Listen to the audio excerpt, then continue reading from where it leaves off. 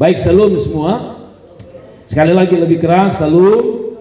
Bapak Ibu saudara yang diberkati Tuhan, saya sangat bersuka cita menikmati hadirat Tuhan. Saudaraku yang diberkati Tuhan, hari ini saya mau bicara tentang satu tema, yaitu gereja, jemaat, dan pelayanan yang sedang dicari surga. Gereja, pelayanan, serta jemaat yang sedang dicari oleh surga. Saudara, inilah tema kita, gereja, pelayanan, jemaat yang sedang dicari Tuhan. Kalau begitu, gereja model apa yang sedang dicari Tuhan? Apakah gereja yang besar luar biasa? Apakah gereja yang lengkap dengan segala fasilitas? Apakah gereja dengan orang-orang yang melayani Tuhan dengan luar biasa? Mungkin benar. Tapi mari kita lihat gereja yang ada di pola pikir Tuhan, jemaat yang ada di hati Tuhan, pelayanan yang ada di benak dan hati Tuhan. Mari kita lihat Yesaya pasal yang kedua, ayat yang ke-1 sampai ayat yang ke-5. Bapak Ibu perhatikan baik-baik. Firman yang dinyatakan kepada Yesaya bin Amos.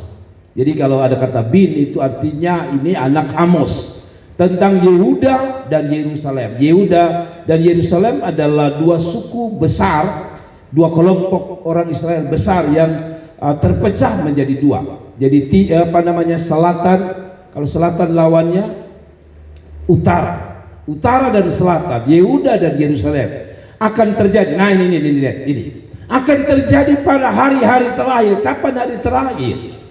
Kalau saudara tarik menurut dari Yesaya ini, dia sedang bicara tentang kedatangan Tuhan pertama kali.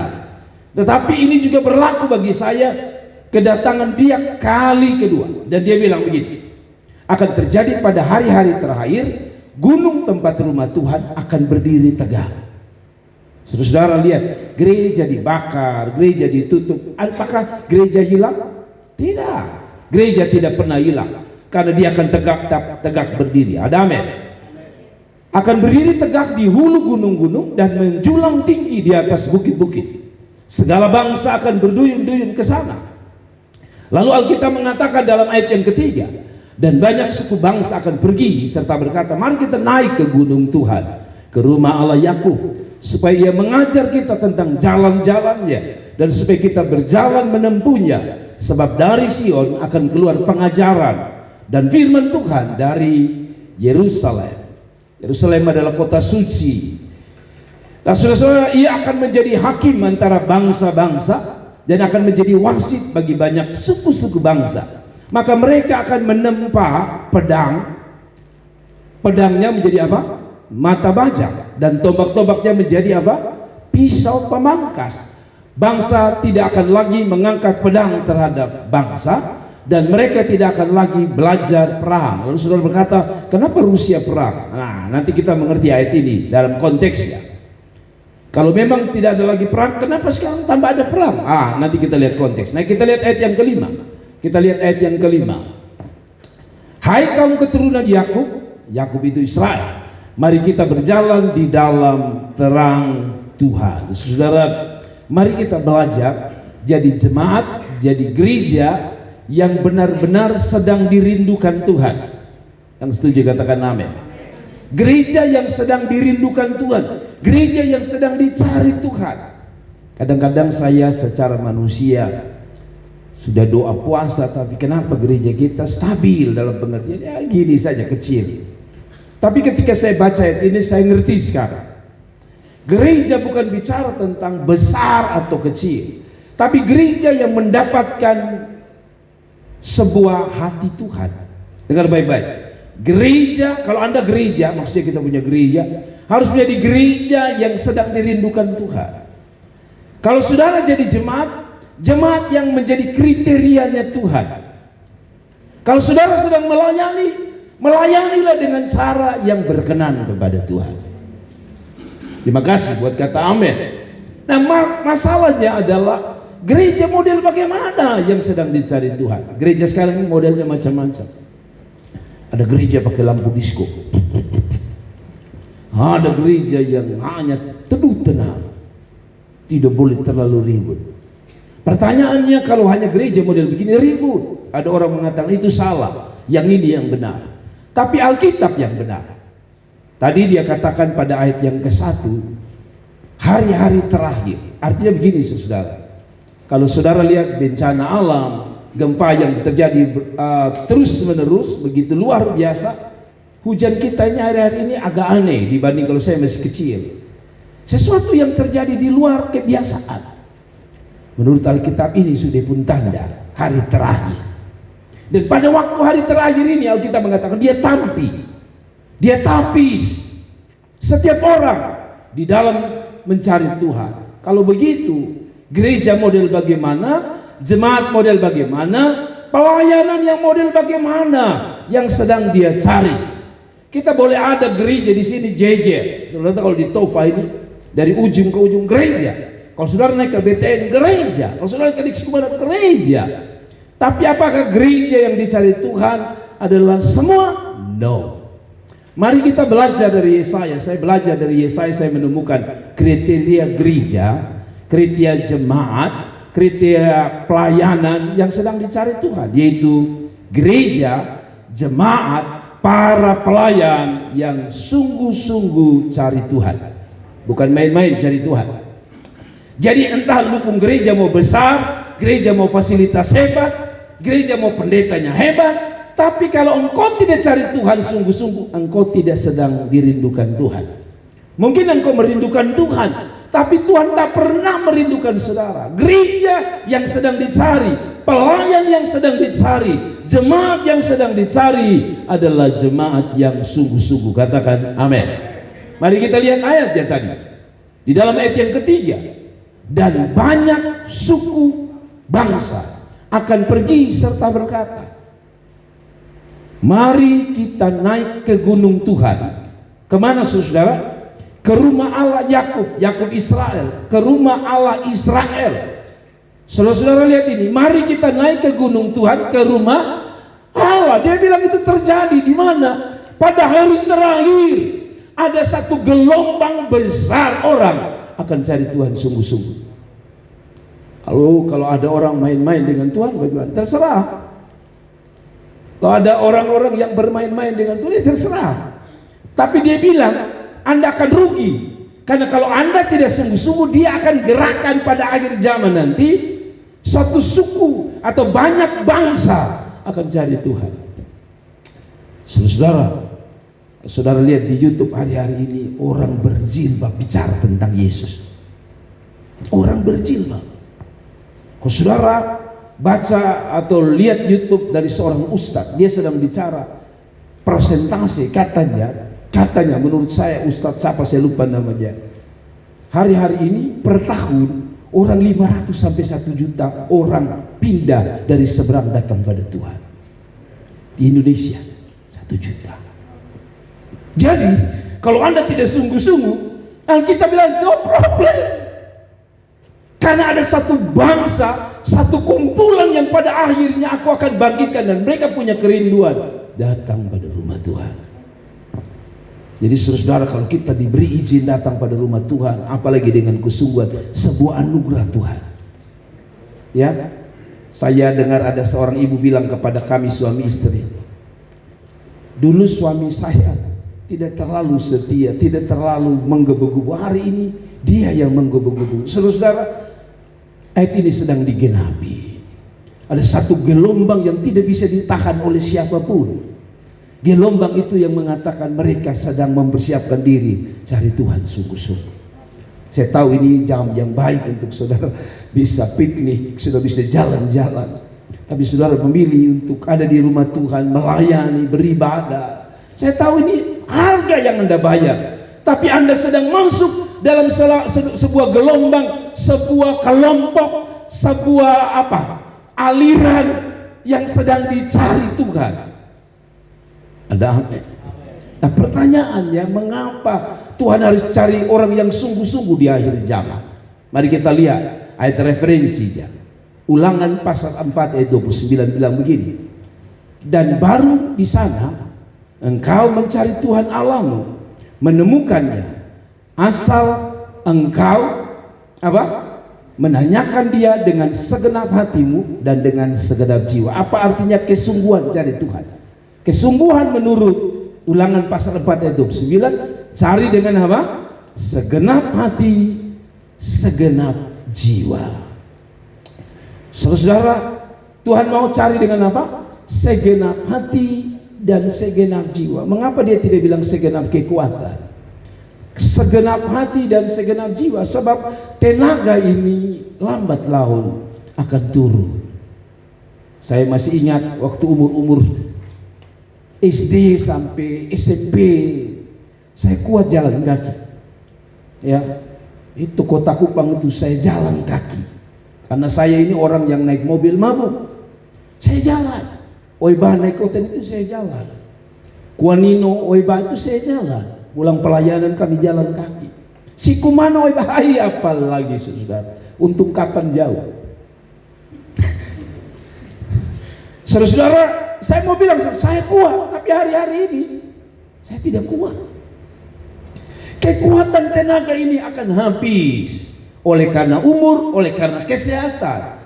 Tapi jiwa ini tidak pernah lelah. Apalagi orang-orang yang mencari Tuhan. Jadi dia bilang orang yang sungguh-sungguh itu cari dengan segenap hati, bukan segenap otak. Kadang-kadang jalan Tuhan ini tidak masuk di sini. Dia harus masuk di sini. Sebab kalau hanya masuk di sini, ada waktu kita otak bilang no, tidak. Tapi ada waktu Tuhan bilang yang di sini. Dan kesungguhan selalu lahir dari sini. Amin. Amin. Saudara lihat, kadang-kadang orang sungguh-sungguh itu lahir dari mata. Itu sebabnya tak bertahan. Kita lihat kita punya istri pertama kali tampil mengkilat. Lalu kita bilang, I love you. Full heart, segenap hati. Tadi pagi saya singgung. Setelah 2-3 tahun, tahu di Puang Asli kita mulai tidak full heart, setengah hati. Setelah itu kita tahu kelemahan-kelemahannya, hilang hati. Tapi mencari Tuhan tidak bisa. Anda harus cari dengan segenap hati. Amin. Anda harus cari dengan kesungguhan. Saya pikir tadi mereka nyanyi bagus, tidak akan pernah lahir kalau mereka main-main. Betul ya? Hasil yang mereka nyanyi, mereka nyembah, mereka main musik, satu kata lahir dari kesungguhan. Bayangkan kesungguhan secara fisik saja orang menikmati. Apalagi Anda sungguh-sungguh dengan Tuhan, Anda sedang menarik perhatian Tuhan dan hati Tuhan. Oh, saudara tidak sedang menarik perhatian saya. Waktu Anda sungguh-sungguh, surga sedang lihat dan lirik saudara dimanapun Anda berada. Amin. Mungkin kita tidak cantik, mungkin kita tidak ganteng, mungkin kita bukan orang luar biasa, tapi kesungguhan hatimu menggerakkan Tuhan dalam hidup saudara dan saya. Nah, saudara-saudara yang berikut, kalau kita tadi tanya apa itu kesungguhan, cari dengan segenap hati, cari dengan segenap jiwa. Pertanyaan kedua kemudian adalah kapan harus cari Tuhan? Nanti, besok, lusa, atau nanti-nantilah. Alkitab bilang dalam Yesaya 55 ayat 6, carilah Tuhan selama Ia berkenan ditemui. Kalau dia bilang ada waktu Dia berkenan ditemui, berarti ada waktu Dia sedang mau temui saudara. Saudara mau pakai pendeta, dia bilang kita mau ketemu Tuhan, tidak bisa. Dia bilang ada waktu Dia berkenan ditemui, ada waktu tidak. Kapan Dia tidak berkenan ditemui? Satu, pada waktu ajal menjemput saudara. Saudara tidak punya waktu untuk cari Tuhan. Betul? Pada waktu saudara di ICU, selama kemana-mana, Anda tidak punya kesempatan cari Tuhan. Kapan? Yang paling mengerikan adalah kapan Dia tidak mau lagi berkenan diketemui? Pada saat kita mati, pada saat yang terakhir adalah pada saat dia menghakimi kita. Anda tidak bisa bilang lagi, saya mau cari Tuhan. Terlambat. Ada amin. Kapan? Selama kita masih bernapas, cari Tuhan. Selama kita masih sehat ini, cari Tuhan. Jangan sampai saudara, saya mau cari Tuhan.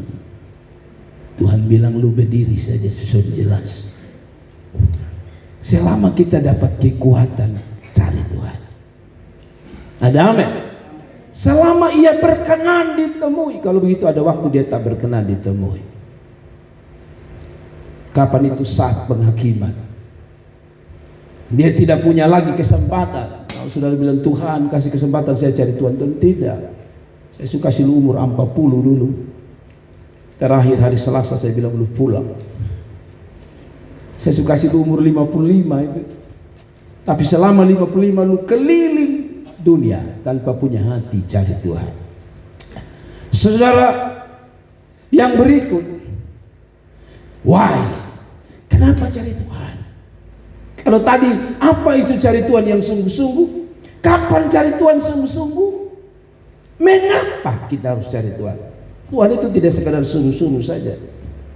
Pasti dia suruh ada tujuannya. Mari kita lihat Ibrani 11 ayat 6 bilang apa?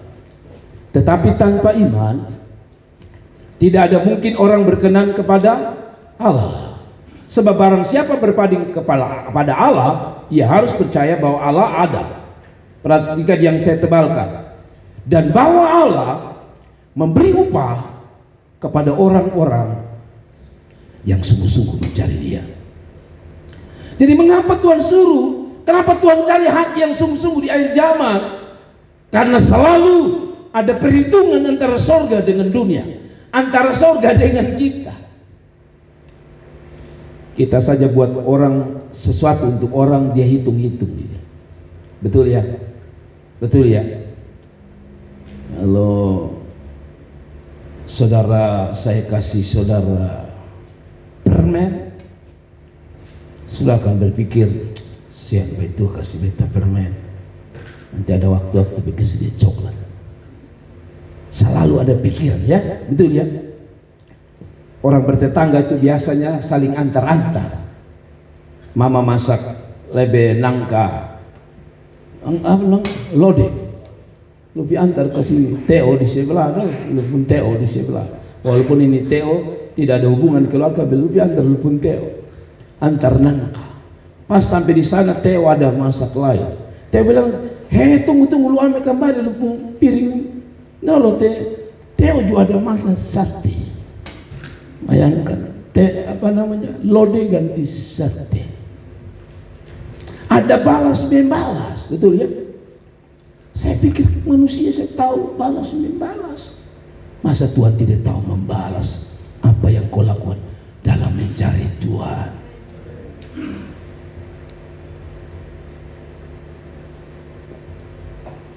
Cari muka saja dapat muka. Kan orang bilang gini, lu cari muka deh bos. Cari muka dapat muka, mukanya bos kita dapat. Cari Tuhan dapat wajahnya Tuhan. Kalau dapat wajahnya Tuhan, saudara tahu siapa yang ketemu wajah Tuhan? Lazarus ketemu wajah Tuhan, mati kaget sedikit bangkit sih. Betul, betul ya. Bartimeus buta ketemu wajah Tuhan. Lihat, saya mau bilang sama saudara, cari Tuhan tak rugi. Bilang cari Tuhan tak rugi. Kuat, cari Tuhan tak rugi.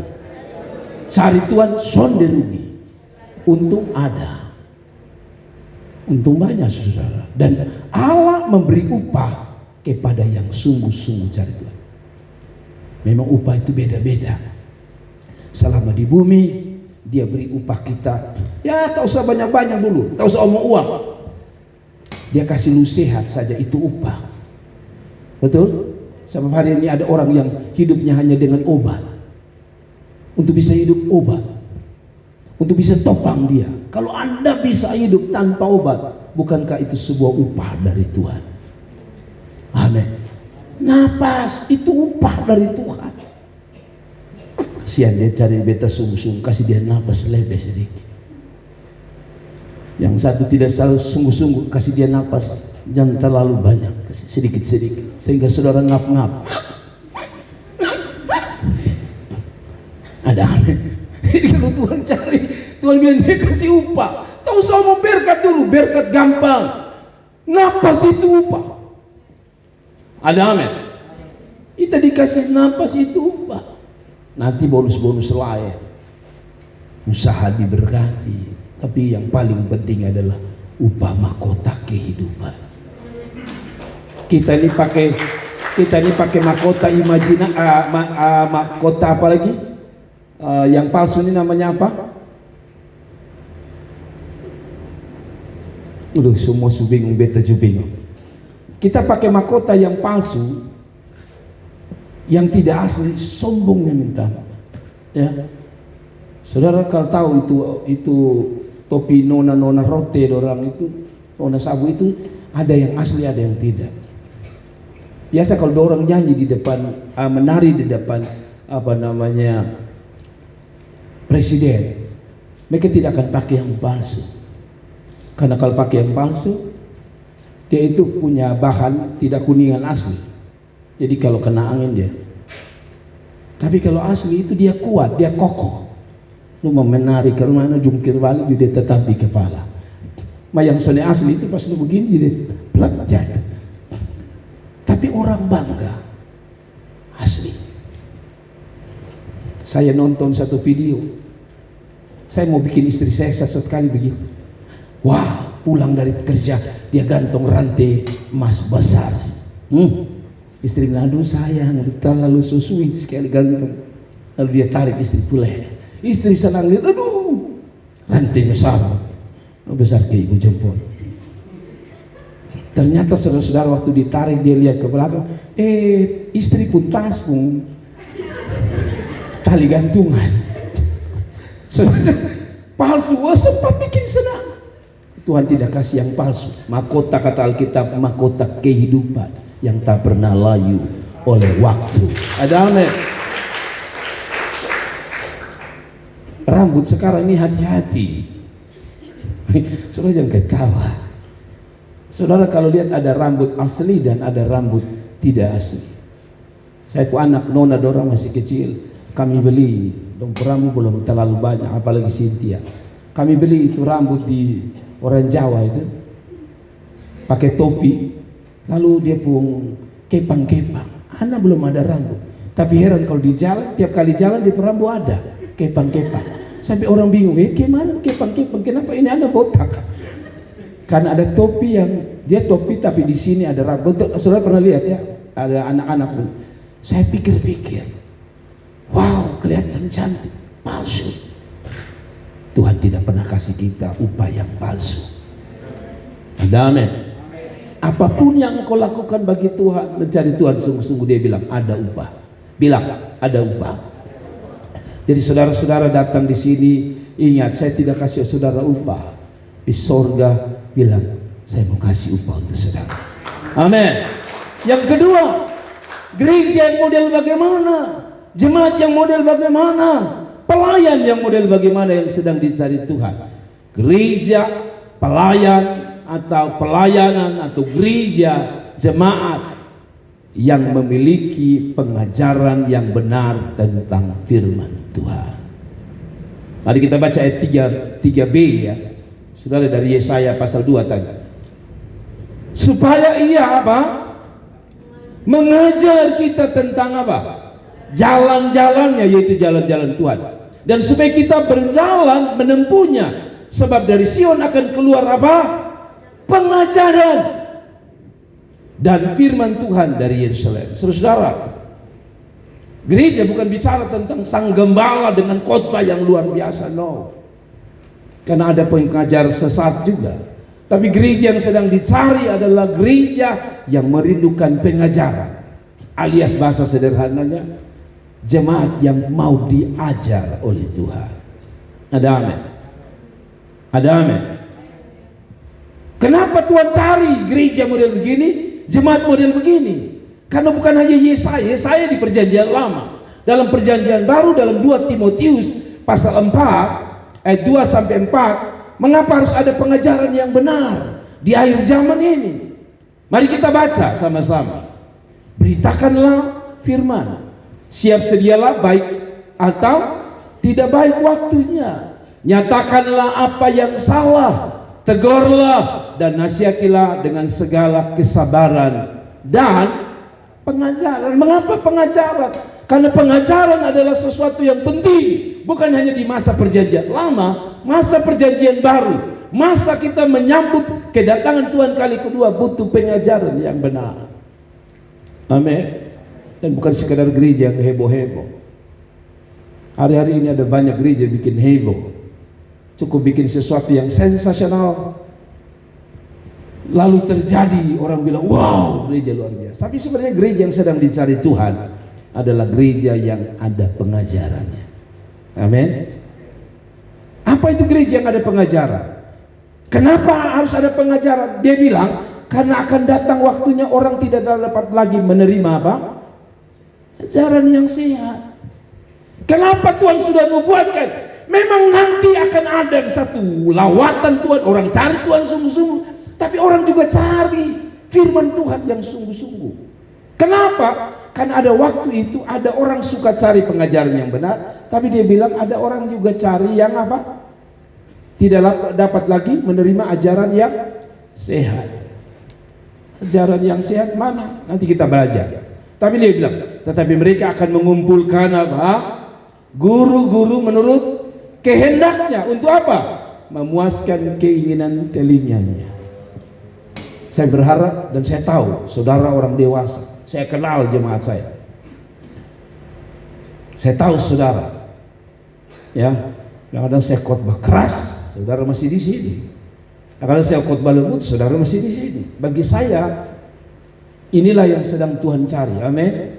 Itu orang yang tidak ikut pilihnya saja. Sebenarnya khotbah lucu itu tidak salah. Kadang-kadang saya juga bikin lucu sedikit. Bahkan kadang-kadang saya belum bikin lucu, saya mau kasih lucu, jadi tidak perlu bikin lucu. Hanya maksudnya adalah lucu itu penting, hanya menghibur. Tapi pengajaran yang benar itu jauh lebih penting. Kasih tepuk tangan untuk Tuhan. Telinga hanya mau dengar yang enak-enak. Kadang-kadang firman Tuhan datang lembut ya dalam hidup kita, tapi kadang keras,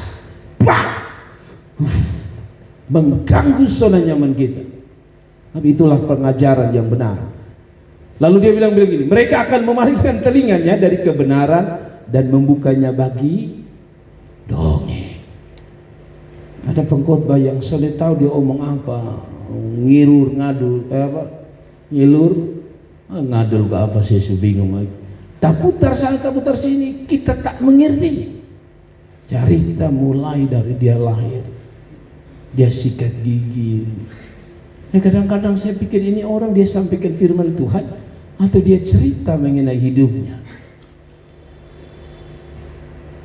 Saya bangun pagi. Waktu saya bangun pagi, karpet di depan saya. Soalnya kalau kasih-kasihan jangan gitu ya. Waktu saya bangun, saudara-saudara, karpet ada di depan saya. Waktu karpet di depan saya itu, di depan juga ada pintu terbuka. Ya memang pintu tidak terbuka, saudara tidak bisa keluar. Yang terakhir saudara, saya milik Tuhan bekerja luar biasa. Ujungnya baru Tuhan. Jadi Tuhan dapat sepoong sih. Kita dapat paling banyak cerita omong kosong. Saudara, ada banyak orang. Saya kalau dengar-dengar ini ada beberapa orang yang pandai cerita dongeng. Dongeng itu jagonya. Dia dongeng apapun. Saya punya kami pangkat anak, ada yang pangkat cucu. Udah tahu kan namanya siapa namanya? Arthur ya. Itu Arthur tuh. Saya paling suka dengan saya pun ini anak kecil satu Arthur ini. Biasa kalau saya bawa mobil, dia suka naik di mobil saya yang lama. Dia mengatakan blue. Itu maksudnya otot saya pun yang lama, yang blue itu, biru. Dan dia akan suruh semua orang cerita. Nanti orang mulai cerita. Dan kakaknya dia harus paksa cerita. Kakak Mice. Lalu misal mulai cerita. Satu anak itu. Maksudnya sebenarnya cerita tentang dia ini. Dia lihat satu anak itu kalau bangun menangis. Ada dia ini. Yang diceritakan dia. Tapi dia begitu taruh. Satu waktu Dia bikin jengkel kami semua. Saya bilang, kalau gitu lu lagi. Karena kadang-kadang kalau kita cerita tak salah, cerita salah. Lalu kita bilang, lu cerita saja. Satu waktu dia cerita, satu hari selesai. Saya jengkel luar biasa, kurang ajar nih sih. Saya pikir dia punya imajinasi mau kemana, sudah selesai. Akhirnya saya balas, sudah. Ada satu anak juga begitu, dia cerita, dia sudah selesai. Dia marah. Nah, saya begini, mulai saya karang, kadang-kadang di jalan atas mobil saya karang cerita, tapi dia begitu mempercayai. Padahal saya cerita tentang dia. Itu anak, kalau dia main HP, dia menangis.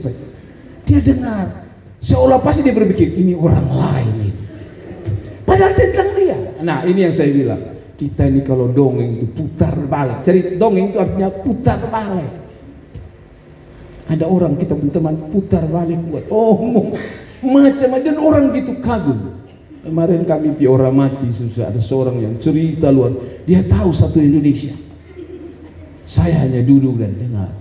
Istri saya yang tidak biasa dengar juga dengar, karena kita tidak mana-mana hujan. Jadi harus dengar dia terus. Dan dia tak ada titik koma, mulai dari politik Megawati pindah ke SBY semua. Dan orang semua kagum. Saya hanya lihat dia karena memang tidak bisa bikin apa-apa. Menarik dia cerita itu. Tapi saya tidak tangkap satupun ada kebenaran. Saya umpan dia, kalau begitu gubernur NTT nanti siapa? Dia bilang, banyak. Ya kalau sebanyak ya semua orang bisa bilang banyak. Yang jadi nanti siapa? Lalu saya bilang, bagaimana dengan Kapolda? Dia bilang, Kapolda bisa. Untuk saya bilang, kalau saya takut. Dia bilang, kamu juga bisa. Nah, bisa gini, yang cerita itu semua sampai saya dan istri pulang, istri saya bilang, wih dia luar biasa. Saya bayangkan kalau dia jadi pengkhotbah, betul Anda tidak akan pulang. Pupak, pindah, aduh luar biasa. Tapi kadang-kadang kita suka deh orang-orang begitu ya. Ulang cerita lain. Kan kita suka begitu masih kecil ya. Cerita lain. Anda tidak tahu orang tua mau kasih tidur saudara. Itu dia harus olah setiap malam. Cerita apa besok lagi? Kadang-kadang kalau saudara cerita ulang, dia bilang, mama, saudara itu bisa tahu cerita. Katanya anak-anak sekolah minggu di Jakarta itu pintar-pintar. Jadi kalau saudara ajar ulang-ulang, daun dan gulian, nanti mereka akan angkat tangan. Sudah tahu. Saudara, dia bilang pengajaran yang apa? Benar. Kalau saudara diajar sesuatu yang benar, mari terima dengan hati. Yang katakan amin. Nah, tujuan pengajaran itu untuk apa? Ayat 14 dari 2 Timotius pasal 3, 14, 15, 16. Saudara dengar ini baik-baik. Minum dulu ya. Supaya pengajarannya benar. Dia bilang begini, mengapa atau tujuan pengajaran itu apa? Mengapa Tuhan cari orang-orang yang mau diajar? Dia bilang ayat 14. Tapi hendaklah engkau tetap apa? Berpegang pada kebenaran yang telah engkau terima dan engkau yakini, dengan selalu mengingat orang yang telah mengajarkan kepadamu. Saya suka ada jemaat bilang, ada orang, Bapak, saya ingat waktu Bapak khotbah itu, kita ingat itu ayat, itu menguatkan. Ya, jadi pengajaran itu supaya kita selalu ingat, dan pengajaran itu akan menguatkan saudara. Ada amin. 15 bilang gini, ingatlah juga bahwa dari kecil engkau sudah mengenal kitab suci. Semua ini kan sudah kenal kitab suci ya, betul ya? Dari kecil-kecil kita setahu ini kitab suci itu Alkitab, betul ya? Sampai-sampai jatuh kita angkat, kita cium. Saya tanya saudara, di mana yang Alkitab bilang kalau jatuh cium? Tidak ada. Tapi seperti diperintah oleh firman Tuhan. Saya ingat betul waktu jatuh rasa bersalah sampai minta ampun, Tuhan. Tuhan ampuni Tuhan. Tuhan. Padahal yang baru pegang itu Alkitab sentomani. Tapi kita nah saudara begini. Kenapa harus pengajaran? Tujuan apa? Ingatlah bahwa dari kecil engkau sudah mengenal kitab suci. yang dapat memberi hikmat kepada. Saudara, pengajaran itu pertama tujuannya kasih kita hikmat. Hikmat itu yang bisa membuat kita tidak melangkah di tempat dan di jalan yang sama, di lubang yang sama. Ada amin. Dulu saya punya kebiasaan lempar barang sembarang saja di rumah itu, taruh saja lalu naik tidur. Satu waktu saya taruh saja, laptop hilang. Laptop baru beli 3 hari hilang. Sejak itu saya bilang, anak-anak tetap tutup pintu. Itu namanya hikmah. Jadi satu pengalaman dia ulang lagi, itu namanya bodoh. Orang ku bilang bodoh pakai K. Jadi kalau sudah pernah hilang di situ, jangan taruh di situ. Lalu sudah bilang perlindungan Tuhan. Saya juga begitu. Satu waktu saya taruh laptop di gereja karena di depan ada tulis gereja sidang jemaat Allah. Kalau ada gereja kan pasti orang tak mencuri, betul ya? Saya taruh laptop di situ. Pas mau kebaktian, pas kita mau pakai LCD hilang, diambil pemilik. Sejak itu saya tidak bisa bilang jangan taruh lagi laptop di gereja. Tapi dasar bodoh. Beli baru, saya pikir kalau di sini tidak aman, pastori aman. Saya taruh 2 biji. Datang dua-dua, sekali lagi diambil pemiliknya. Baru saya sadar kadang-kadang kita manusia bodohnya minta. Pengajaran memberi kita hikmat. Ada amin. Kalau suka tuh menyong model begini, berdoa, aku dengar firman sudah tahu jangan lagi dengan model beginilah. Tidak ada kata amin. Lalu dia bilang apa? Hikmat kepadamu dan menuntun engkau pada keselamatan. Pengajaran yang benar bukan hanya menyenangkan telinga, tapi dia bilang pengajaran benar menghantarkan kita pada keselamatan. Betul ya? Ini kalau saudara cari firman itu, cari yang orang bawa saudara pada keselamatan, bukan pada kematian. Amin. Oleh iman kepada Kristus Yesus. Kan dia bilang iman timbul dari mana? Pendengaran akan firman Tuhan. Iman hanya bisa timbul dari pendengaran akan firman Tuhan. Makanya ada orang yang kita bilang gini, sudah percayalah sama Tuhan. Pasti dia bilang, lo omong enak. Karena yang ngomong masalahnya. Yang bisa kuatkan iman adalah firman Tuhan yang benar. Amin. Nah, lalu dia lanjutkan gini, segala tulisan, artinya kebenaran yang diilhamkan oleh Allah memang bermanfaat. Pertama untuk apa? Ngajar. Kalau yang namanya ngajar itu artinya apa? Dari tidak tahu jadi tahu. Dulu kan buta huruf.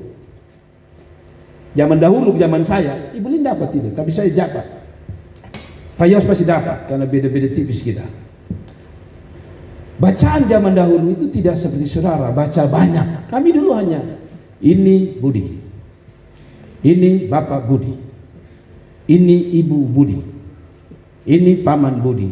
Untung dia bukan orang rote, ini To'o Budi. Tapi maksud saya begini, saudara, maksud saya gini, dia bilang itu untuk ngajar supaya kita yang tidak tahu tadi jadi tahu, yang tidak tahu baca, yang tidak tahu kebenaran tahu kebenaran. Ada amin. Sama kalau tidak nanti orang-orang datang ngomong apa saudara, ini ada dia kata, Saudara-saudara, saya ingat dulu tahun 91 lah, saya belum mengerti tentang Alkitab. Memang ada tertulis kan, kalau saudara baca di Korintus, dia bilang begini, perempuan yang beribadah harus menggunakan tudung. Ada tidak? Yang bahasa Indonesia kerudung, itu ada. Kalau berdoa, wanita harus menggunakan tudung. Saudara-saudara, waktu itu ada orang-orang yang berdoa pakai. Kami rasa berdosa sekali, tidak pakai. Setelah saya sekolah Alkitab baru saya sadar, oh itu harus lihat konteksnya. Zaman dahulu membedakan antara pelacur dan bukan pelacur, anak Tuhan dan bukan, pakai tudung. Sekarang ini lu pakai tudung sebab panas di kota Kupang. karena pengajarannya ada tulis di Alkitab kan. Tapi karena kita tidak mengerti, ya itu. Kita rasa bersalah. Pakai tudung orang bilang aneh di dunia. Tidak pakai orang bilang, lu lihat ini aja. Ada tulis. Yang lucunya ada tulis dia bilang begini. Di cerita Alkitab orang Israel. Kalau dia menang perang itu. Orang-orang kafir dia potong dia punya kepala. Betul kan? Kenapa dia tidak bilang ini loh. Potong kepala. Maka orang pertama yang dipotong kepalanya dia. Lihat kalau saudara tidak diajar dengan kebenaran, kita bisa ada memang. Tapi ada yang tidak harus dilakukan. Jadi prinsipnya gini. Katanya semua yang berhubungan dengan moralitas itu berlaku dari perjanjian lama sampai perjanjian baru. Yang semua yang moralitas dia berlaku. Jangan membunuh, jangan berzina, apalagi jangan mencuri. Itu berlaku sampai hari ini. Tapi yang bersifat budaya itu tidak boleh lagi dibawa. Misalnya di Israel orang pakai itu jubah ujung sampai ujung. Kenapa? Sebab di sana itu padang gurun. Jadi harus pakai tutup dari sini sampai di sini. Pasir itu kena itu bisa melukai mata dan kulit. Lalu di zaman pada waktu itu orang jalan itu perampok bisa membunuh Anda. Maaf, wanita bisa diperkosa karena lihat wanita cantik, maka ditutup. Budaya pada waktu itu. Lalu sekarang bagaimana? Tak perlu lagi. Karena kita hidup di budaya zaman sekarang. Ya. Jadi saudara, ada orang yang saya pun teman pendeta sekarang di Kupang ini. Dia masih menggunakan baju seperti Musa. Saya cek mau pisah. Kalau teman-teman lupi dulu teh. Dia pakai tongkat, baju kebesaran, duduk di atas kursi. Saya pikir Musa Sumati juga dia pun nenek moyang masih ada. Karena itu pengajaran yang tidak benar. Ada amin. Dia bilang apa? Untuk mengajar jadi salah ketemu. Oh beta salah. Untuk menyatakan kesalahan. Ada amin. Untuk memperbaiki kelakuan. Yang dulu suka melawan-melawan, sekarang tidak boleh melawan lagi. Betul? Dan untuk mendidik orang dalam kebenaran. Itu tujuan pengajaran. Tidak ada kata yang terakhir. Hanya 3 saja. Gereja, jemaah, pelayan yang sedang dicari adalah gereja yang mengalami apa yang disebut dengan restorasi. Dalam bahasa Inggris restoration, reformasi juga bisa kita pakai. Ayat 4 dan 5 bilang begini, saudara. Pada akhir, nanti kalau saudara baca dia bilang, kalau dia mulai di ayat 1, hari-hari terakhir, itu sekarang ini. Dia bilang, ia akan menjadi hakim antara bangsa-bangsa dan akan menjadi wasit bagi banyak suku bangsa. Maka mereka akan, perhatikan ini, mereka akan menempa apa? Pedangnya menjadi apa? Mata bajak. Lalu tombaknya menjadi pisau pemangkas. Bangsa tidak akan lagi mengangkat pedang terhadap bangsa dan mereka tidak akan lagi belajar perang. Kan tadi saya tanya saudara, ini ayat tidak benar dong, ya kan? Ini ayat bohong. Sekarang saya usia perang kok. Ambon kemarin meledak saling baku bunuh. Kalau salah. Ini ayat sedang bicara begini. Sebuah keadaan yang berubah. Yang tadi dia bikin tombak untuk membunuh orang, sekarang dia berubah menjadi dia bikin pisau untuk mungkin potong sayur kah atau sabit padi kah. Jadi ini ayat sedang bicara tentang sebuah perubahan. Kalau tadi saling bunuh, sekarang saling membangun. Yaitu dia bilang, tadi dia bilang apa? Mereka menempa pedang menjadi apa? Mata bajak. Kalau tadi bunuh, sekarang ambil bajak sawah. Sesuatu yang lebih berguna bagi orang lain, bagi diri dan bagi orang lain. Bajak kerja. Kalau tadi pakai bunuh, hancurkan orang, sekarang rubah. Rubah begini apa? Bajak. Bajak itu bicara tentang usaha, kerja. Ya, saya berharap dulu orang terkenal kita sebagai, mungkin maaf ya, orang kemana-mana orang bilang pengacur. Tapi sekarang orang kenal, biar orang kenal kita Dia ini baik sekali dia minta, dia tolong minta. Itu maksud ayat itu. Tombak pisau menjadi pemangkas. Bangsa tidak akan lagi mengangkat pedang terhadap bangsa, dan mereka tidak lagi belajar perang. Lalu ayat yang kelima bilang begini, hai kaum keturunan Yakub, mari kita berjalan dalam terang Tuhan. Apa artinya? Reformasi, perubahan. Tidak ada yang sempurna, tidak ada yang sempurna. Saya juga bukan orang yang sempurna. Saya ini kalau omong dengan anak-anak kadang-kadang terlalu kasar. Saya rasa terlalu kasar. Makin tua, makin tambah umur, saya mulai sadar. Saya takut pas teriak-teriak. Terus pulang. Lalu mati. Memang masih ada ya, tapi hari-hari ini seperti saya mulai, aduh Tuhan, capek juga ya dengan hidup yang sama. Beberapa hari ini saya jujur sama saudara, saya ambil puasa dan anak istri saya tahu. Saya biasa tuh puasa paling top ya jam 12, jam 3. Hari ini saya puasa dari pagi hingga malam. Kenapa? Satu yang saya minta, Tuhan ubah saya pu hidup. Dulu nih, ini saya pun pangkat keponakan dari istri saya ada nih, Kaledi. Dong tahu saya pun sifat. Sampai mertua saya ini waktu Joran masih kecil ini, Ibu Dewi dan semua jemaat tahu. Ini anak-anak orang ini saya buang-buang. Saya marah, saya buang. Sampai satu waktu mertua saya bilang, ini istri saya. Dia yang cerita saya. Mertua saya bilang begini, saya lupa laki bunuh lupa anak saya. Sadis.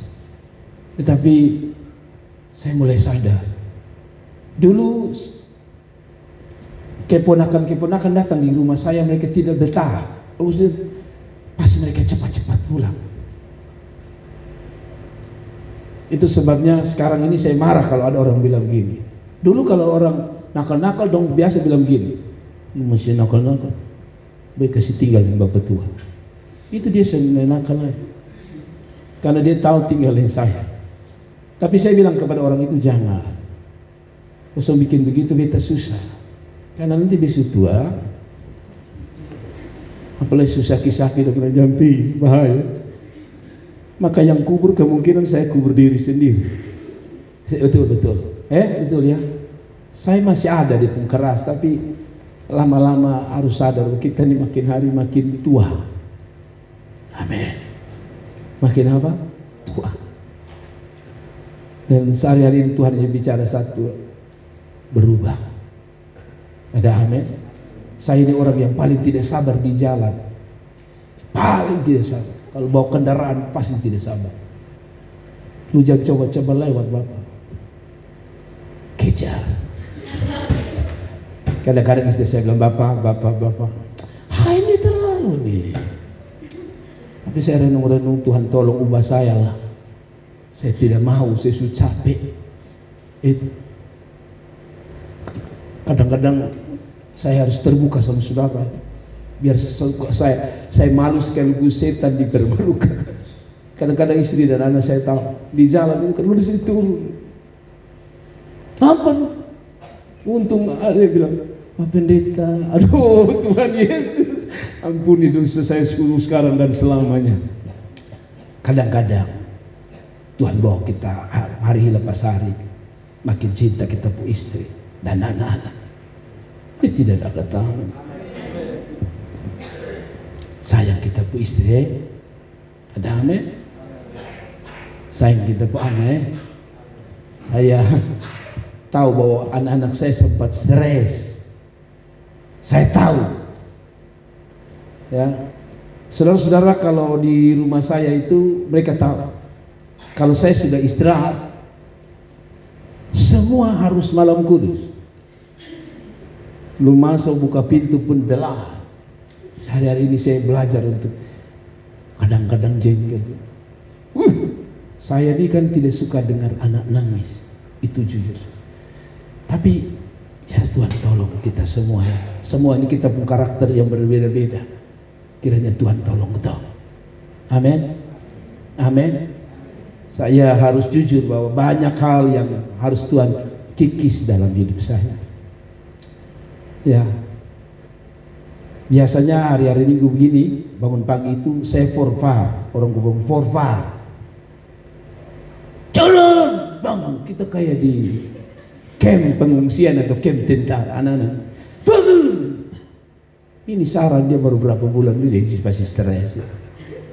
Tapi saya coba di ini, masih ada yang dengar-dengar ya, Bapak Gembala teriak, doa sana.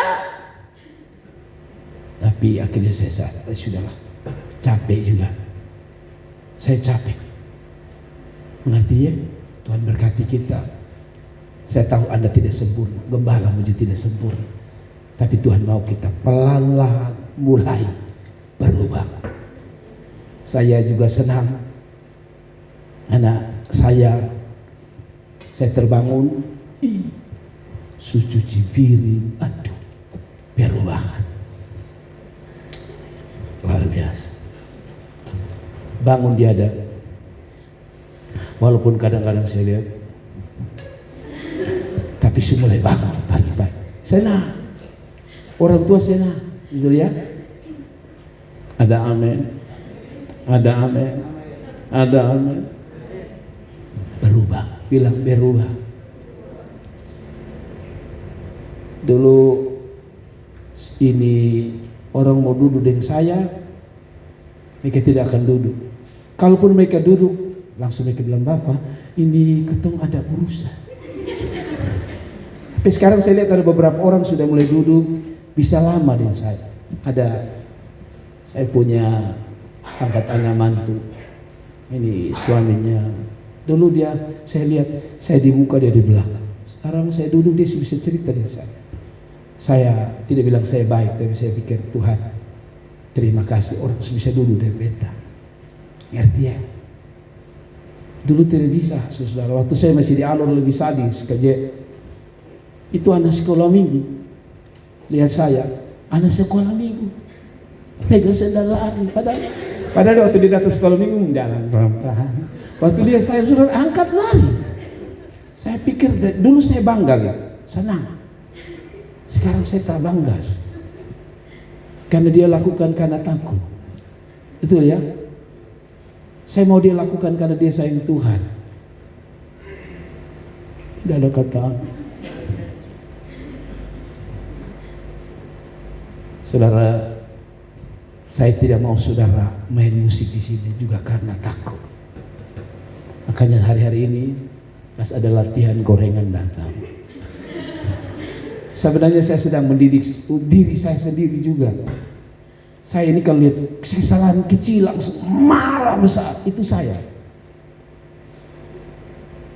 Jadi kalau saya kasih gorengan itu, saya sedang marah sebenarnya. Kalau dulu langsung marah ya. Sekarang kasih gorengan, habis kasih gorengan bilang, tadi salah. Tadi pagi saya sempat tegur mereka di sini. Ibu bilang tegur, dalam hati saya jangan, nanti saya tegur ulang lagi. Tapi saya ada hikmatnya. Habis saya tegur, sudah ya punya saya turun langsung. Saya beda dari Ibu Lin. Kalau Ibu Lin kan dia tegur lembut. Saya ini kadang-kadang tegur terlalu berlebihan. Dan saya rasa ada orang yang terluka. Saya harus minta ampun sama Tuhan. Mari kita belajar. Hidup harus berubah. Tuhan memberkati kita. Kasih tepuk tangan untuk Tuhan. Bapak Ibu, mari kita bangkit berdiri. Tidak ada yang sempurna.